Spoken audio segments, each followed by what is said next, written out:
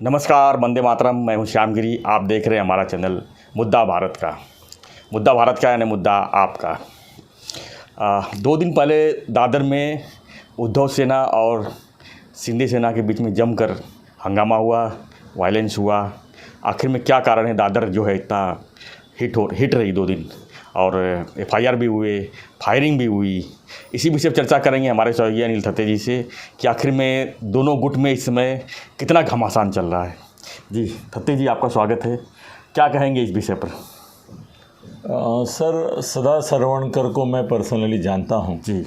कि वो जिस एरिया से आते हैं वहाँ बहुत सारे मेरे मित्र भी हैं, नगर सेवक भी हैं। हमारे मनोहर जोशी जो थे मुख्यमंत्री, वो भी उसी एरिया से हैं। तो पहली बात यह है कि सदा सरवणकर एक मैच्योर पॉलिटिशियन है, और दूसरी बात यह है कि ठीक है वो थोड़ा गुस्सैल है, मगर वो सर उसका गुस्सा या उसका रिएक्शन एक्शन जो भी रहता है वो टिपिकल शिवसैनिक का जो होता है। जी। शिवसैनिक जाना किस लिए जाता है? एग्रेसिवनेस के लिए। कोई भी शिवसैनिक, वो शिंदे गुट का हो, ठाकरे गुट का हो, है तो मनसे का भी हो, अभी है तो सब एक ही, सब सर एक ही बच्चे, एक वृक्ष का ही डाल, शेर के बिल्ले बच्चे सब हो। तो ऐसा है कि बाला साहब ठाकरे की संस्कार से उनको जिस तरह से बनाया गया है उसमें ताव में आना, एक जिसको बोलते हैं आंदोलनात्मक आक्रंदन, ये उनकी पहचान है सभी शिवसैनिकों की। सदा सरवणकर को मैं थोड़े ज़्यादा मार्क इसलिए दे रहा हूँ कि उनमें कुछ नेता मैच्योर हो गए।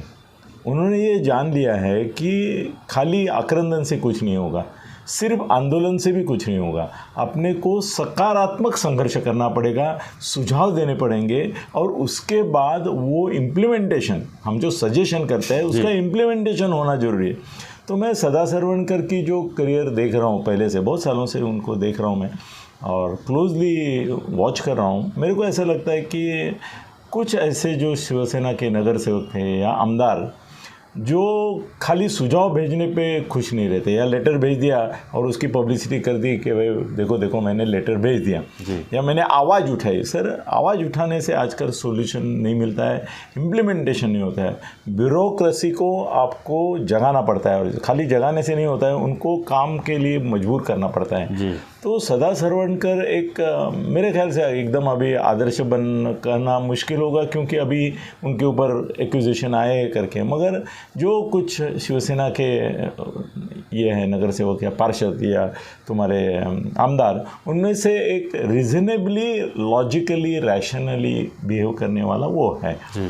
अभी ऐसा है कि सर आज की तारीख में रिवॉल्वर जिसके इसमें नहीं है, ऐसे शायद ही कोई MLA या तुमको नगर सेवक भी, सांसद तो होते ही है, न मिलेगा। सबके पास अभी रिवॉल्वर के लाइसेंस है।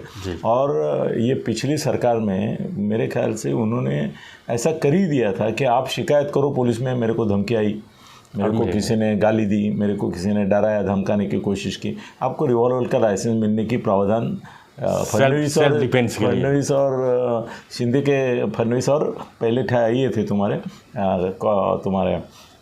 शिंदे के साथ नहीं, फडणवीस के साथ शिंदे थे 14 से 19 तक। बाद में ये महागढ़ी में तो सर 5 साल में फडणवीस साहब के कारकिर्द में जितने बटे नहीं होंगे उससे ज़्यादा तो ये 2.5 साल में पिछले ये रिवॉल्वर के लाइसेंस बटे हैं। मतलब कोरोना काल में रिवॉल्वर ही बटे। हाँ सर, और उसका क्या, उसका रेट फिक्स है सर। हम कितना भी कुछ बोले ना, और नगर सेवक हो, आमदार हो, कोई भी हो, उसको ना एक प्रोसेस है उसकी।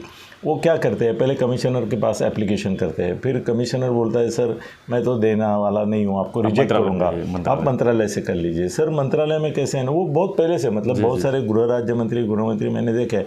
अनिल देशमुख तो ये सर्रास यही करता था, उसका धंधा यही था कि सर 1 लाख 2 लाख 5 लाख ऐसा वेपन का एक रैकेट चलता था कि भाई आप यहाँ से रिजेक्ट करवा लो। सर रिजेक्ट करने का भी पैसा लेते थे कुछ पुलिस कमीशन। यहाँ रिजेक्ट होगा तो वहाँ मिलेगा। हाँ, यहाँ हम रिजेक्ट नहीं करके और पेंडिंग रखे तो आप कुछ नहीं कर सकते।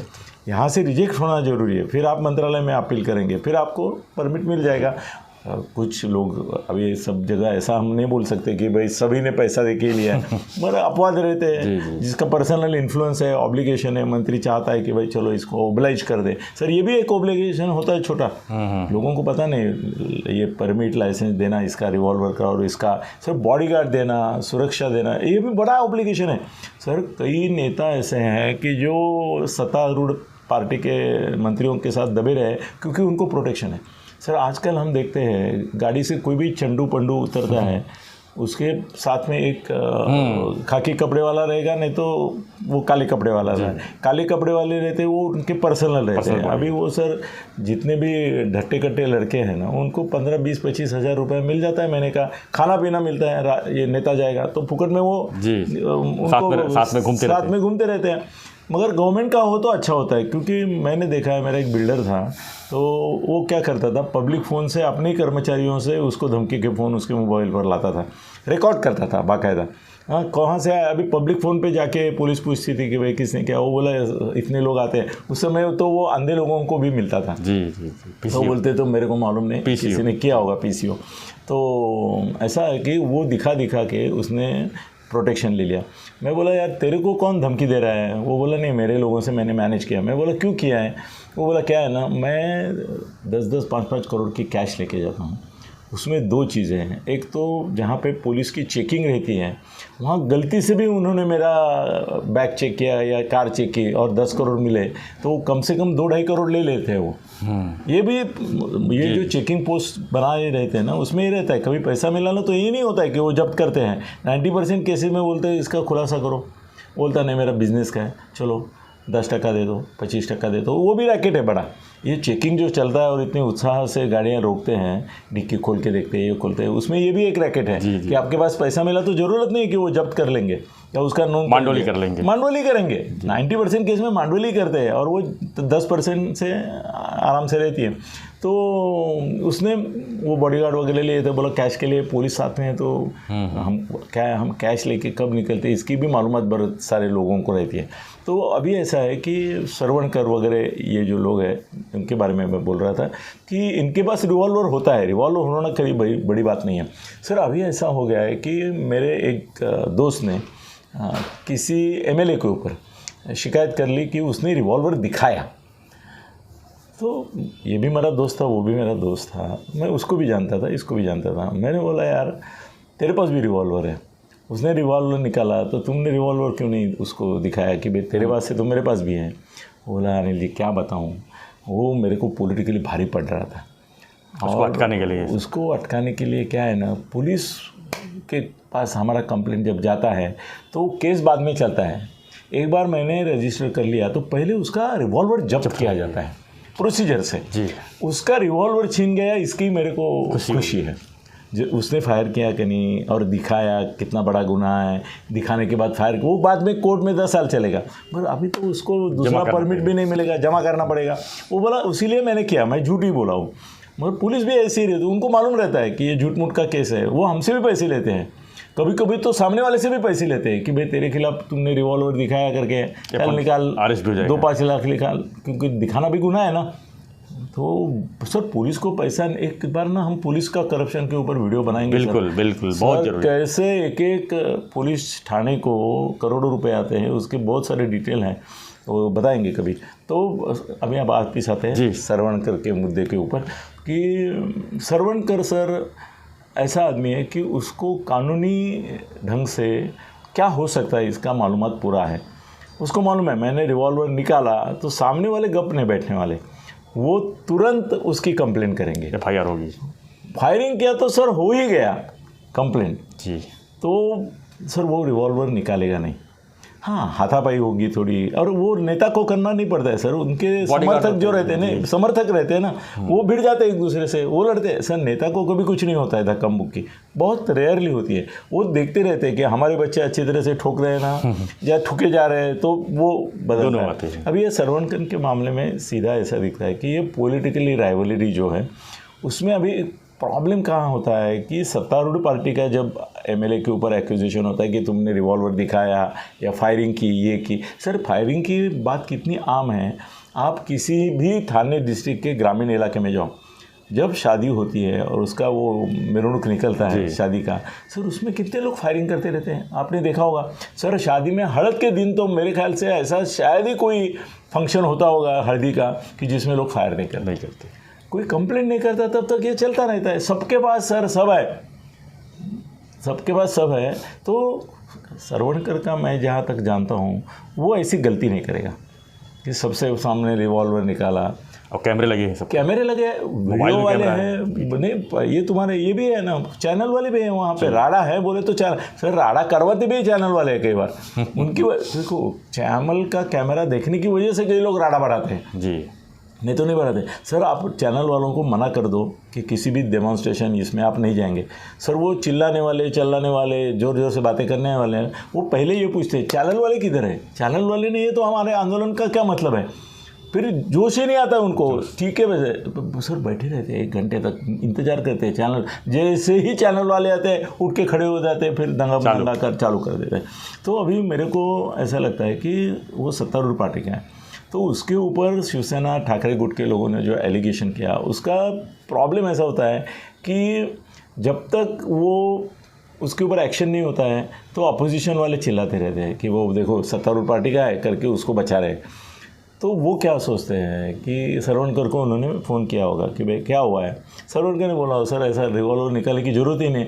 और रिवॉल्वर जब आप निकालते हैं तो आजकल कोई रिवॉल्वर को डरता नहीं है, आपको लगता है डरता है, कोई डरता नहीं, क्यों उसको मालूम है कि रिवॉल्वर दिखाने वाला झाड़ने वाला नहीं होता है, मारेगा नहीं, दिखा रहा है। और हवा में भी गोली चलाई तो इसका कोई इशारा पकड़ते नहीं है लोगों को मालूम है हवा में छोड़ा तो इसका हवाबान मतलब तुम्हारा खाली हवा छूट गया, बाकी कुछ नहीं, उससे कोई डरता नहीं आजकल। सर लोगों को मालूम है, तू कितना गोली डालेगा बेटा, एक मारेगा समझो, बहुत ही हो। सर जितने भी रिवॉल्वर के आप इंसिडेंट देखते हैं जहाँ पे आदमी पे गोली चली है, वो गोली पब्लिक में नहीं चलती है, वो उसको बाकायदा कहीं ना कहीं पकड़ते हैं, उसके ऊपर गोली डालते हैं, उसको मार देते हैं या जख्मी करते हैं, वो हमला होता है। मर्डर पब्लिक में कहाँ करते हैं, और पब्लिक में करेंगे तो सर बाकी जो लेते हैं ना 100-200 तो इनके हैं, 100-200 इनके हैं, सर भिड़ जाएंगे। और मैंने तो एक इंस्पेक्टर का किस्सा देखा है, वो इंस्पेक्टर मेरे बाजू में खड़ा था और पब्लिक एकदम राइटिंग मूड में थी, तो उसने रिवॉल्वर निकाला। मैं बोला देखो तुम 2 लोग हैं, सिर्फ तुम और तुम्हारा सिपाही, और ये 200-300 लोग हैं, तुमने जैसे ही रिवॉल्वर निकाला छीन लेंगे। और वो बोला मैं फायरिंग करूँगा। मैं बोला फायरिंग कहाँ करेगा, आकाश में करेगा ना, तेरी हिम्मत है क्या 200 के क्राउड के सामने 1 गोली डालने, तू 1 गोली डालेगा दूसरे क्षण में तेरे टुकड़े हो जाएंगे, तू शाना बन, तू यहाँ से भाग जा, तुम नहीं मुकाबला 300 लोगों का करते हैं। सर पालघर में जब साधुओं का हत्याकांड हुआ तो आपने देखा होगा पुलिस थी उधर, पुलिस वालों ने उनके हवाले कर दिया कि भाई हमको मत मारो उनको मारो, ये पुलिस के हाल होते हैं। सर सरवणकर ने, मैंने भी उसकी मालूमात कर ली, मगर अपोजिशन वालों को बहाना नहीं मिले, इसलिए फडणवीस ने आखिर आदेश दिया कि भाई आप क्या बोलते हैं, फायरिंग किया। तो रिवॉल्वर से अगर गोली निकलती है तो उसका उसमें ये हो जाता है, फॉरेंसिक रिपोर्ट आ जाएगा तुरंत। तो ठीक है आपको क्या चाहिए, किया उसने ना, ठीक है ना, हम रिवॉल्वर उसका जब्त कर लेते हैं।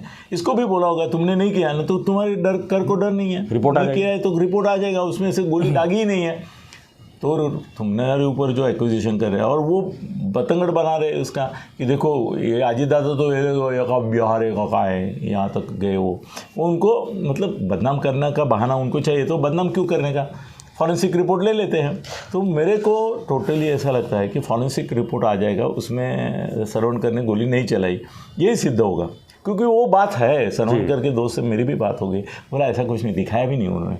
मगर सर मेरे को अगर मालूम है कि आपके पास रिवॉल्वर है, तो जब मेरे को झूठा मूठा आपके ऊपर आरोप लगाना है तो मैं ये बोल देता हूँ कि उन्होंने दिखाया, अभी उसके पास लाइसेंस है, उसके पास रिवॉल्वर तो होता ही है लाइसेंस के साथ, तो पुलिस के ऊपर वो दबाव बनाने में कामयाब हो गए, कौन, ठाकरे गुट के लोग, इसलिए वो रजिस्टर किया उन्होंने।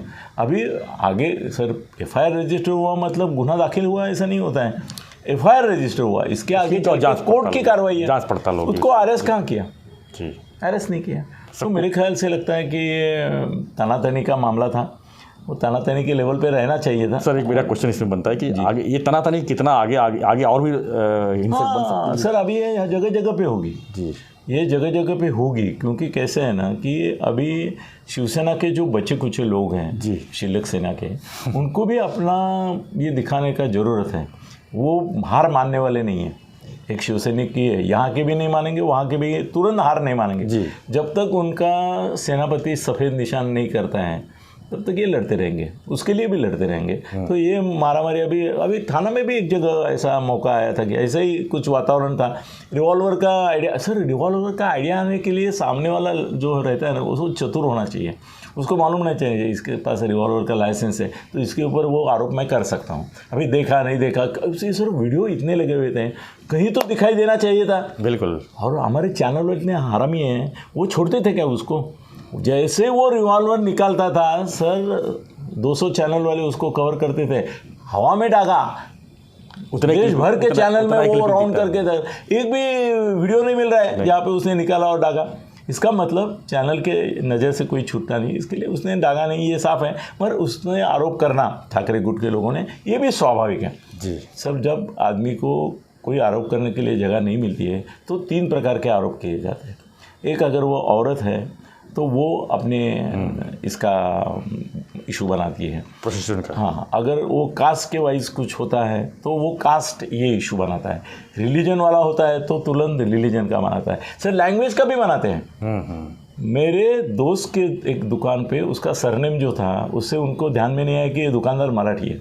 वो पैसा मांगने के लिए आए थे, वर्गणी मांगने के लिए, और इसने बोला नहीं अभी हमारा दुकान चल नहीं रहा है, मैं नहीं दे दूँगा।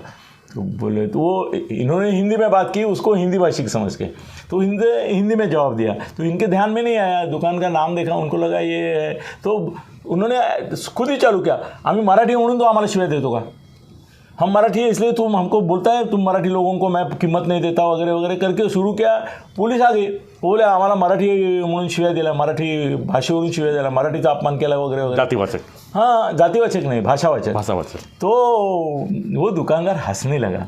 उसने पुलिस को बोला है, बोले मेरा जो दुकान का नाम है ना, उसकी वजह से उनके दिमाग में नहीं आया कि मैं ही मराठी हूँ, खाली मराठी नहीं हूँ, मैं असली मराठी हूँ। तो पुलिस वाले बोले अरे तुमको क्यों बोलेगा, वो तो खुद मराठी है। तो वो चौक गए, मेरे सामने ही ये सब हुआ था। बोले पण मग त्याने वर्गणी नाही बोलले ना, आम्हाला हे बोलला वगैरह। और ऐसा कुछ नहीं हुआ है, आपको वर्गणी चाहिए ना तो उसने भी बोला ईमानदारी से मांगो, ज़रा धमका के ये करेंगे वो करेंगे, भाषा मराठी आदमी बिल्कुल नहीं सहन करेगा जी। मैं डरने वाला नहीं हूँ, मैं खुद मराठी हूँ। तो वो सर आम बात है। और सर अभी बाजू वालों से झगड़ा होता है तो लोग क्या क्या बहाने बनाते। मैं परसों एक बार एक कोर्ट में एक दोस्त के लिए वो जामीन का ये था प्रोसीजर किया गया, तो एक बिल्डिंग से 25 भाड़ेकरू आए थे, उनकी औरत है ये सब। मैं बोला 25 लोग क्या होगा? नहीं, हमारे बिल्डिंग में बोले एक आदमी है सबसे लड़ता झगड़ता है, उसने हमारे सबके ऊपर केस डाला है और 3 साल से हर 2-3 महीने के बाद केस का तारीख लगता है, हम सबको छुट्टी लेके आना पड़ता है इधर। और वो केस बोला उसने एट्रोसिटी एक्ट के अंदर डाला है तो हमको आना पड़ता है, जामीन लेने से लेके हम परेशान हैं। मगर क्या करें, बोले आना ही पड़ता है, नहीं आया तो तुरंत उसका वकील वारंट निकालता है। ये ऐसे हालत है। तो सरवणकर प्रकरण जो है मेरे ख्याल से अगले 8 दिन में शांत हो जाए, जैसे फोरेंसिक रिपोर्ट आएगा वो शांत हो जाएगा और ये चलता रहेगा। और अभी हालात बिगड़ेंगे क्योंकि जब उनको मालूम पड़ेगा ठाकरे गुट को कि भाई बाकायदा कुछ नहीं हो रहा है तो बेकायदा क्या हो सकता है, वो करेंगे। जी धन्यवाद। धन्यवाद तत्ते जी। तो हम चर्चा कर रहे थे कि दादर में जो है शिंदे गुट और उद्धव गुट के हिंसात्मक घटना के ऊपर, और लगातार ये घटना अभी आगे छुटपुट बड़ा भी हो सकता है, छोटा भी हो सकता है कुछ भी हो। और क्योंकि अभी इलेक्शन का भी माहौल बनेगा, बीएमसी चुनाव है, तो मुंबई के लिए तो खासकर ये माहौल आगे दादर नहीं आगे भी। आज मैं करके रखता हूँ बीएमसी चुनाव के पहले जी, मतलब चुनाव होने के दिन के पहले मुंबई में कम से कम 5 या 6 मर्डर होंगे अलग अलग पार्टी के लोगों के, क्योंकि हवा बहुत गर्म होती जा रही है। शायद एक आधा पत्रकार भी मर जाएगा उससे। आप धन्यवाद हत्ते जी। तो हम चर्चा जो हमारा जो है इसी विषय पर था कि वायलेंस हो तो नहीं होना चाहिए, क्योंकि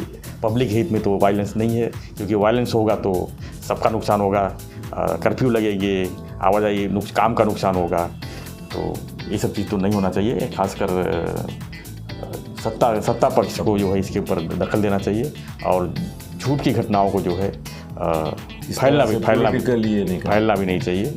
तो आपको हमारा वीडियो कैसा लगा हमें ज़रूर कमेंट बॉक्स पे लिखिए। वीडियो पसंद आई तो लाइक से सब्सक्राइब करना ना भूलें। धन्यवाद। जय हिंद, जय महाराष्ट्र।